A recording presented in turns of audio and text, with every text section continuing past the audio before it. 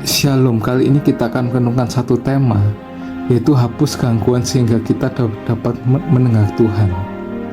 Lukas 8 ayat yang ke-14. Di antara duri yang jatuh, mereka yang mendengar firman dan dalam pertumbuhannya, mereka dihancurkan oleh kekhawatiran kekayaan dan kesenangan hidup, sehingga mereka yang tidak menghasilkan buah yang matang. Tuhan ingin berbicara dengan kita, tetapi pertama-tama Anda harus menghilangkan gangguan agar Anda tidak dapat mendengar Dia. Kita tidak dapat mendengar Dia. Kita tidak dapat mendengarkan Tuhan ketika pikiran kita penuh dengan kekhawatiran, rencana, dan tindakan. Kita tidak dapat mendengarkan Tuhan ketika pikiran kita sibuk dengan televisi, internet, dan ponsel kita. Bagi kebanyakan dari kita, suara itu terlalu keras untuk didengar Tuhan. Inilah tanah yang penuh duri. Dalam Lukas 8 ayat 7, Yesus berkata, sebagian benih jatuh ke tanah yang penuh duri. Duri itu tumbuh bersama dengan dia dan mencekiknya. Ini Alkitab message yang diterjemahkan secara bebas. Perhatikan bahwa benih mulai berkecambah dan tumbuh, namun lama-kelamaan duri itu mencekiknya sehingga tidak pernah berbuah. Dalam ayat yang ke-14, Yesus menjelaskan artinya. Inilah dia yang jatuh dari antara semak duri, mendengar firman itu, dan ketika mereka tumbuh, mereka diremukkan oleh kekhawatiran kekayaan dan kesenangan hidup, sehingga mereka tidak dapat tinggal dan menanggungnya. Salah satu gangguan utama yang menjauhkan kita dari mendengarkan Tuhan adalah kesibukan. Banyak orang tidak mengetahui perbedaan antara kerja dan kreativitas. Sebenarnya kedua hal ini bukan hal yang sama. Kita selalu bisa sibuk, tapi hanya berputar dan tidak mendapatkan apa-apa. Jika kita selalu sibuk, tapi tidak membuat kemajuan, kita tidak produktif dalam hidup kita.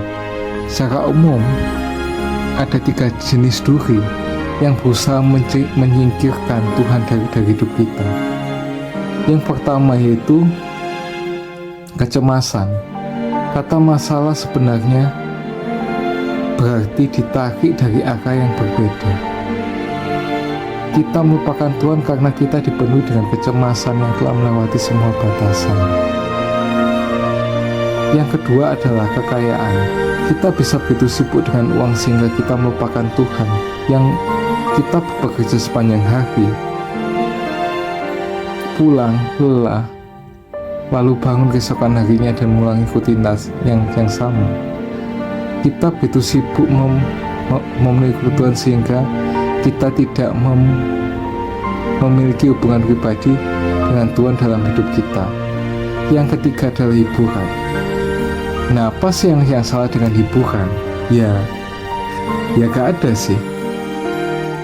Kecuali saat kita begitu sibuk mengejar hiburan sehingga kita melupakan Tuhan. Ada banyak jenis duri.